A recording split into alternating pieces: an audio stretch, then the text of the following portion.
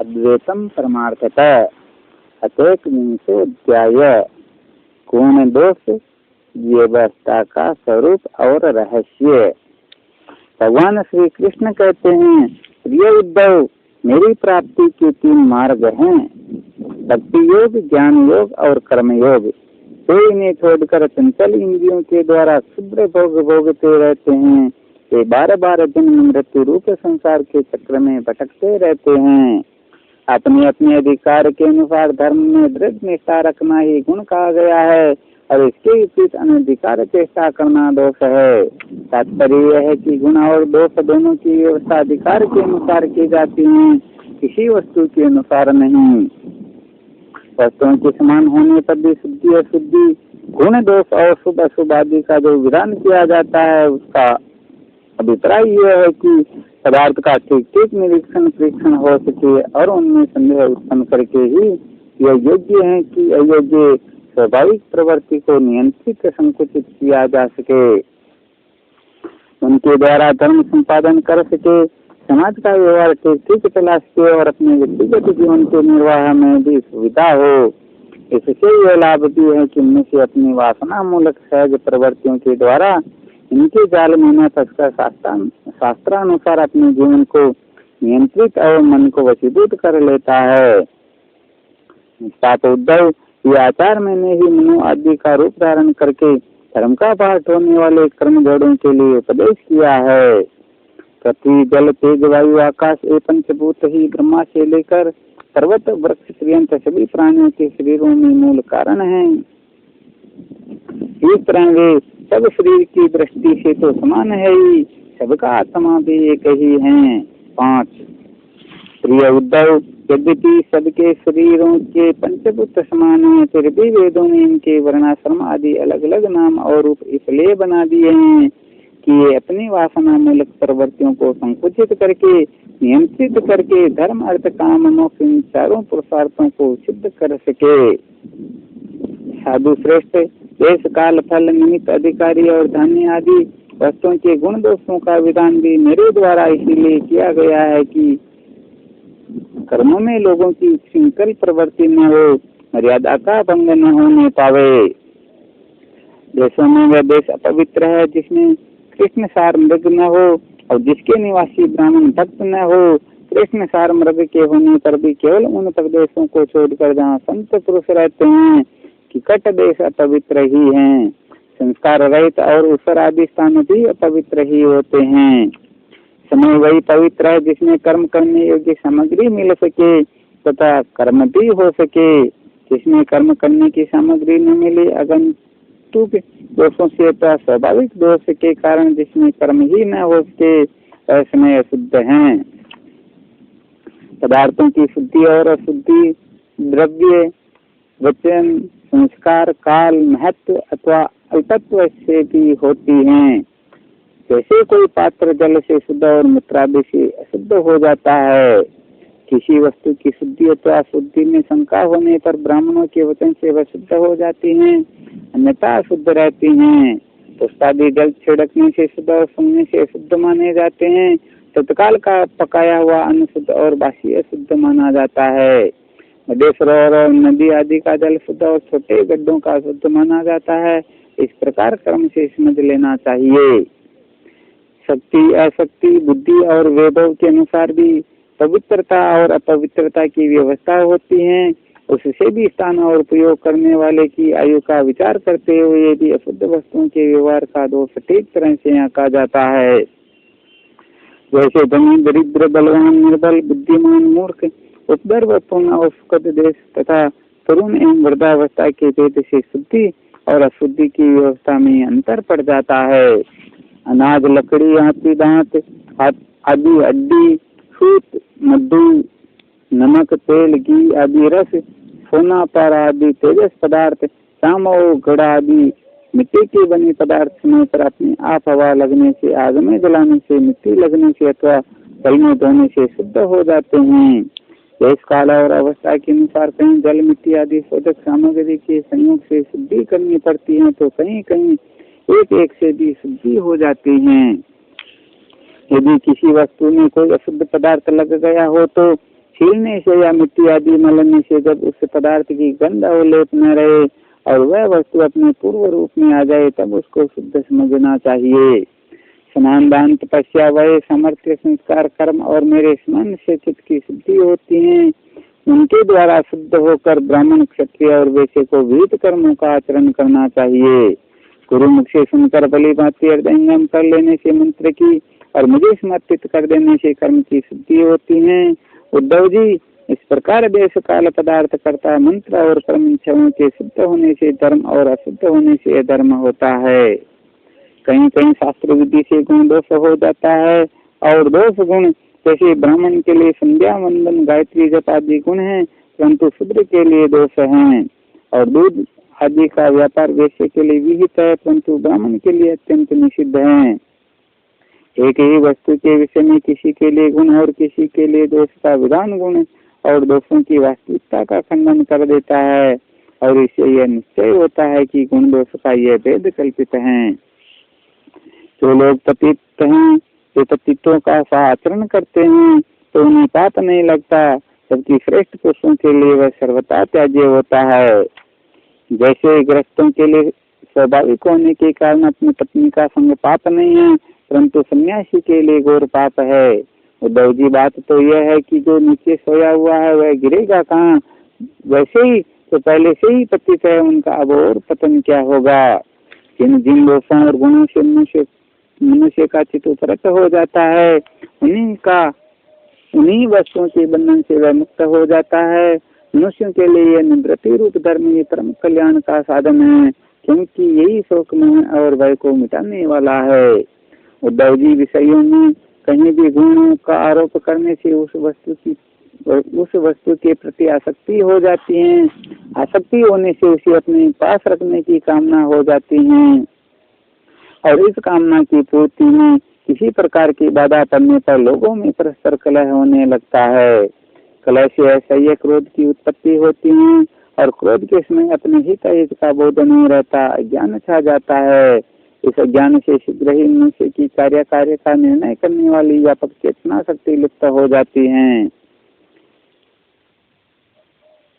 साधु चेतना शक्ति अर्थात स्मृति के लुप्त हो जाने पर मनुष्य में मनुष्यता नहीं रह जाती, पशुता आ जाती है और वह सुनने के समान अस्तित्वहीन हो जाता है।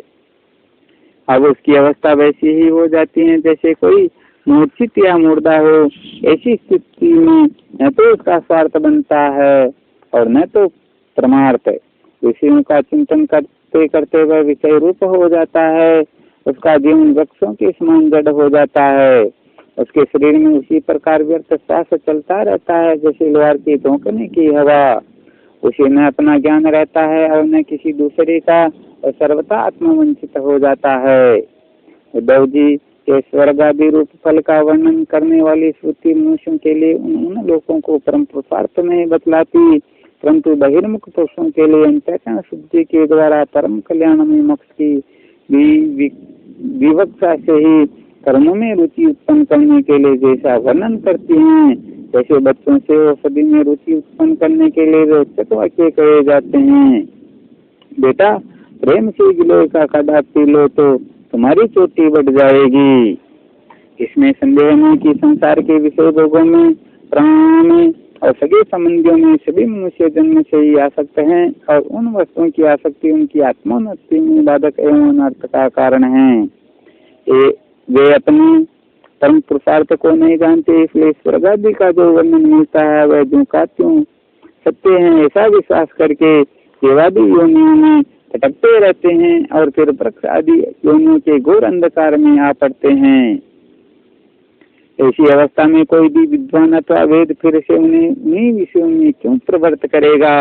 दुर्बुद्धि लोग अर्थात कर्मवादी वेदों का ये अभिप्राय न समझकर कर्मासक्ति व पुष्पों के समान स्वर्ग आदि लोगों का वर्णन देखते हैं और उन्हीं को परम फल मानकर भटक जाते हैं, परंतु वेद वेत्ता लोग श्रुतियों का ऐसा तात्पर्य नहीं बतलाते। 26 विषय वासना में फंसे हुए दीनहीन लोभी पुरुष रंग बिरंगे पुष्पों के समान स्वर्गादि लोगों को ये सब कुछ समझ बैठते हैं।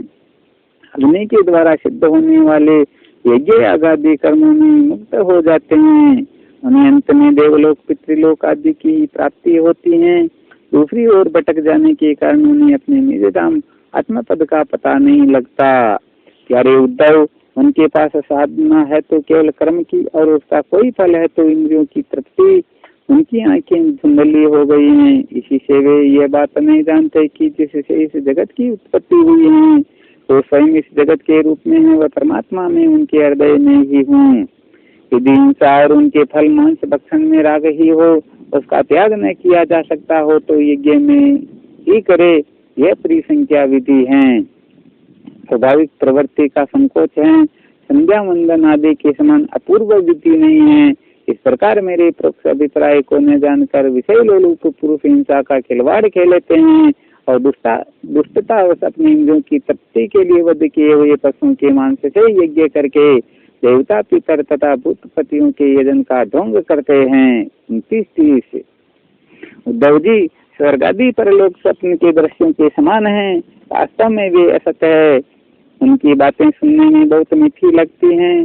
सकाम पुरुष वहाँ के भोगों के लिए मन ही मन अनेकों प्रकार के संकल्प कर लेते हैं और जैसे व्यापारी अधिक लाभ की आशा से मूलधन को भी खो बैठता है, वैसे ही वे सकाम यज्ञों द्वारा अपने धन का नाश करते हैं। 31 वे स्वयं रजोगुण सत्वगुण या तमोगुण में स्थित रहते हैं और रजोगुणी सत्वगुणी अथवा तमोगुणी इंद्रादि देवताओं की उपासना करते हैं।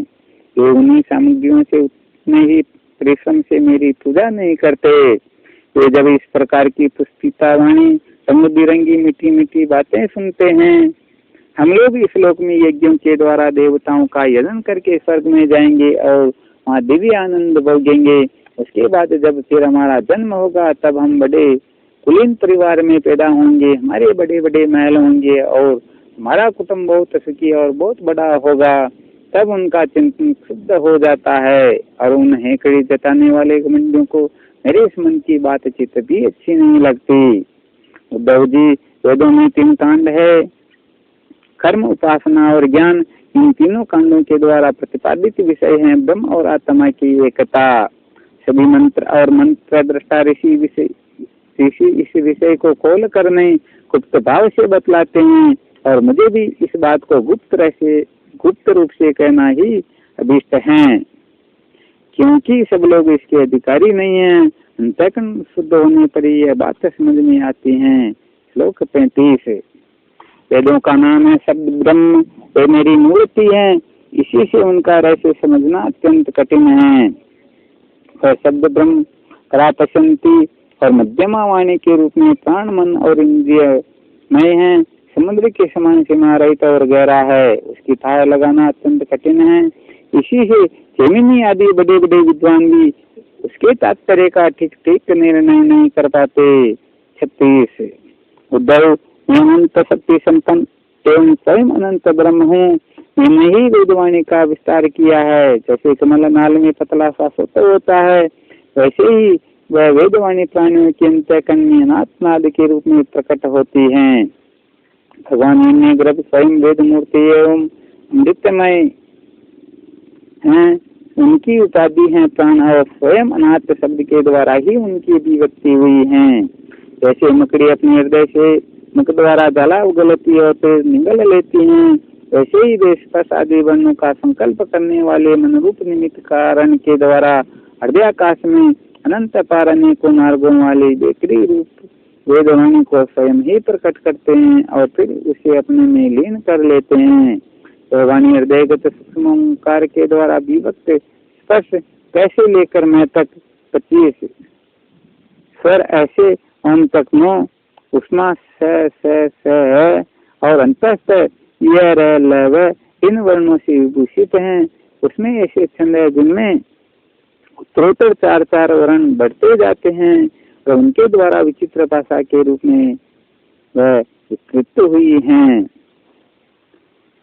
4 अधिक वर्णों वाले छंदों में से कुछ ये हैं: गायत्री, उष्णिक, अनुष्टुप, बृहति, पंक्ति, त्रिष्टुप, जगति, अतिछंद, अत्यष्टि, अतिजगति और विराट।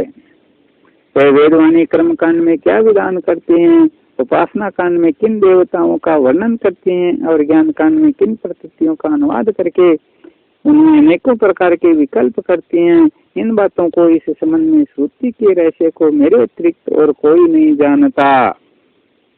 मैं तुम्हें स्पष्ट बतला देता हूँ, सभी श्रुतियाँ कर्म कांड में मेरा ही विधान करती हैं, उपासना कांड में उपास्य देवताओं के रूप में तो मेरा ही वर्णन करते हैं और ज्ञान कांड में आकाशादि रूप से मुझ में ही अन्य वस्तुओं का आरोप करके उसका निषेध कर देती हैं। संपूर्ण श्रुतियों का बस इतना ही तात्पर्य है कि वे मेरा आश्रय लेकर मुझ में वेद का आरोप करते हैं और माया मात्र कहकर उसका अनुवाद करते हैं और अंत में सबका निषेध करके मुझ में ही शांत हो जाती हैं और केवल अधिष्ठान रूप से मैं ही शेष रह जाता हूँ। इति श्रीमद्भागवते महापुराणे पारमहंस्यां संहितायां एकादश स्कंधे 21वां अध्याय।